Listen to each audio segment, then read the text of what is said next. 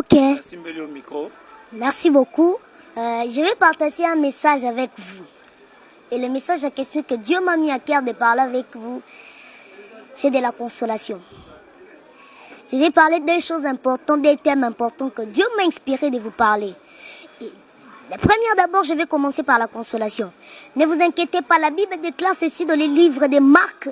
La Bible déclare qu'il y avait une femme de perte de sang.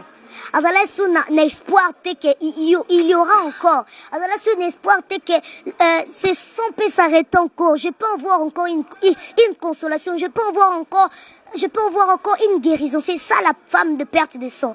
Lisez la Bible bien, vous allez voir la femme de perte de sang. Il allait contacter les docteurs.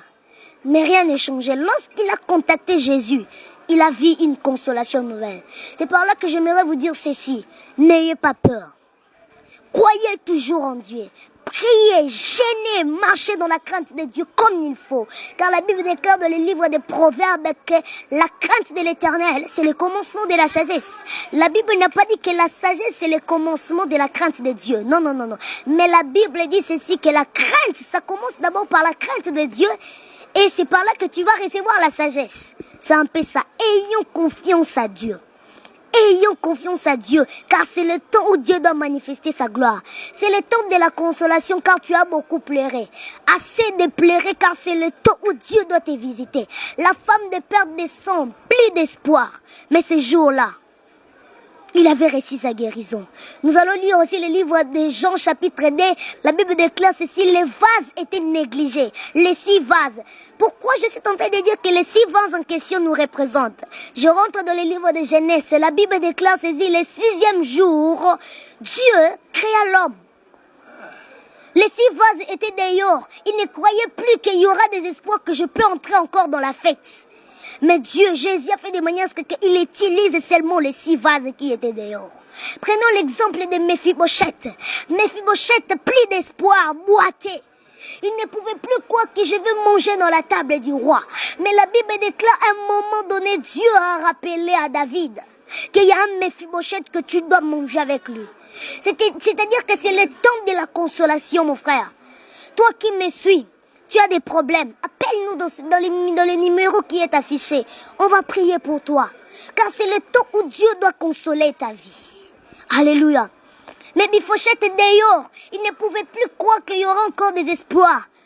Car la loi disait ceci, quelqu'un qui est aveugle, qui ne marche pas, il doit être là-bas dehors. Il ne peut pas manger avec le roi. Il ne peut pas entrer dans la fête du roi. Mais la Bible déclare ces jours-là, il a mangé avec David. David, le roi, il a mangé avec lui. Le temps de la consolation est venu.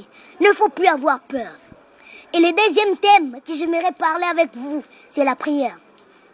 C'est ça. Lorsque tu es dans la consolation, il faut avoir 2 choses importantes. La vie des prières. 1 Thessaloniciens chapitre 5 verset 17. La Bible déclare ceci, prier sans cesse. C'est ça. Et la Bible nous présente encore quelque chose que nous pouvons marcher avec eux, c'est la foi.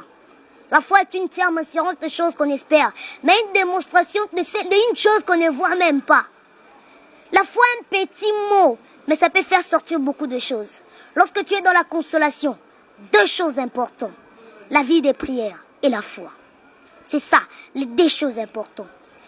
C'est ça les 2 choses importantes. Dès Samuel 24-25 nous dit ceci. Pour être aussi dans la consolation, pour marcher très bien dans la consolation, il faut avoir la vie des sacrifices. Je ne te demande pas de venir me donner ta dîme. Si tu as un pasteur là et tu vois le fruit de l'esprit en lui, et si tu ne vois pas à ton pasteur les œuvres de la chair qui sont manifestées dans les livres de Galates 5, mais si tu vois le fruit de l'esprit, donne-lui ta dîme. La vie des sacrifices, aider les gens, les armes spirituelles, c'est ça. Lorsque tu es dans la consolation, lorsque tu marches avec Dieu, 4 choses importantes.